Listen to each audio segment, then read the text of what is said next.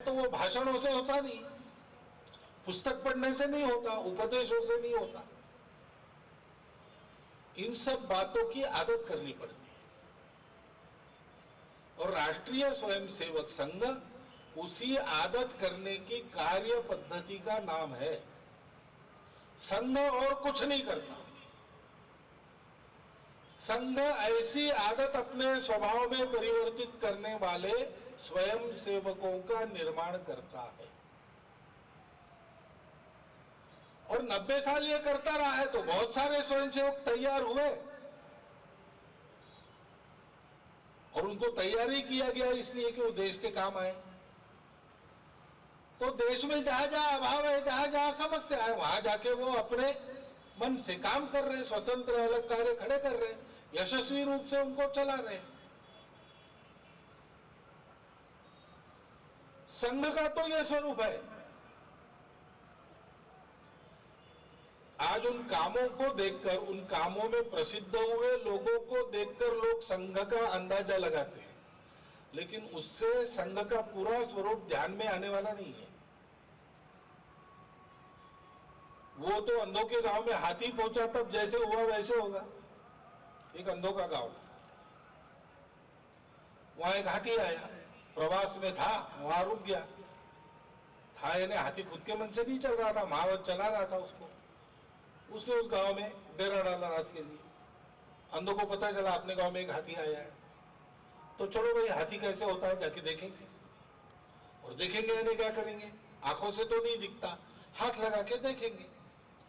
सबने हाथ लगा लगा के देख लिया।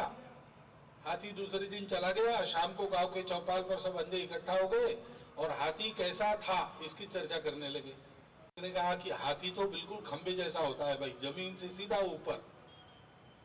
मेरा हाथ जहां तक गया वहां तक खंबा चल ही रहा, क्योंकि उसने हाथी के पैरों को हाथ लगा के देखा था। तो दूसरे ने कहा गलत बात है तुम्हारी, हाथी खंबे जैसा होता है क्या? मैंने हाथ लगा के देखा, रस्सी जैसा होता है, क्योंकि उसने हाथी की पूंछ पकड़ी थी। तीसरे ने कहा कि तुम दोनों ने कुछ नहीं देखा, मैंने देखा है भाई, हाथी तो दीवार जैसा होता है, क्योंकि उसने हाथी के पेट पर हाथ घुमाया। अब ऐसा कोई अंग देखकर अगर पूर्ण की कल्पना कोई करने जाए तो फिर गलतफहमी होने की संभावना ज्यादा रहती। संघ के काम ये सारे संघ के स्वयंसेवकों के काम लोग देखते हैं, उस पर से संघ की कल्पना करते हैं, तो फिर समझ में ठीक से नहीं आता। फिर अनेक मिथक चलते हैं कि नागपुर से फोन जाता है सबको और वैसा काम वो करते हैं, कंट्रोल है संघ का, ऐसा बोला जाता है। ऐसा कुछ नहीं है, वो संभव भी नहीं है और वो आवश्यक भी नहीं है। कोई भी काम लगन से परिणाम निकलने तक सतत प्रामाणिकता से निस्वार्थ बुद्धि से करने वाला आदमी हमने अगर तैयार कर दिया है तो हमको उसका नियंत्रण करने की आवश्यकता नहीं रहती। और इतने सारे प्रकार के काम है, विद्यार्थियों में भी काम करने वाले हैं, किसानों में भी काम करने वाले हैं, मजदूरों में भी काम करते हैं, कला क्षेत्र में, क्रीड़ा क्षेत्र में, लघु उद्योगों में, सर्वत्र काम स्वयंसेवक करते हैं। उसकी एक्सपर्टाइज किसी एक जगह होने की संभावना रहती है क्या?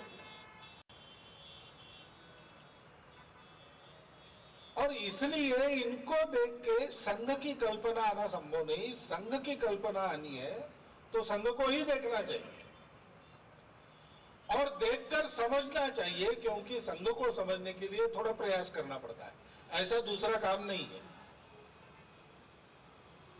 संघ के स्वयंसेवक संघ में आते हैं और फिर संघ में रह जाते हैं जीवन भर और बहुत काम करते हैं। उस काम करने का कोई मुआवजा उनको मिलता नहीं, अपने मन से करते रहते हैं, उनको मिलता कुछ नहीं, सब देना ही पड़ता है। कभी कभी नए लोग मुझे पूछते हैं, विशेषकर विद्यार्थी वर्ग पूछता है कि संघ में आने से हमको क्या मिलेगा। तो मैं उनको कहता हूं कि भाई संघ में आने से किसी को कुछ नहीं मिलेगा, तुमको भी नहीं मिलेगा। गारंटी इस बात की है कि तुम्हारे पास जो कुछ है वो सब चला जाएगा। ये तो काम ऐसा है, कबीरा खड़ा बाजार में लिए लुकाटी हाथ, जो घर फूके आपनों चले हमारे साथ। हिम्मत वालों का काम है। अगर मन में स्वार्थ की आशा है तो संघ की छाया से भी दूर रहिए, उसमें आपका भी भला है, संघ का भी भला है। यहां आया हुआ स्वयंसेवक प्रारंभ ही देने से करता है। अपना 1 घंटा निकालकर शाखा में आओ,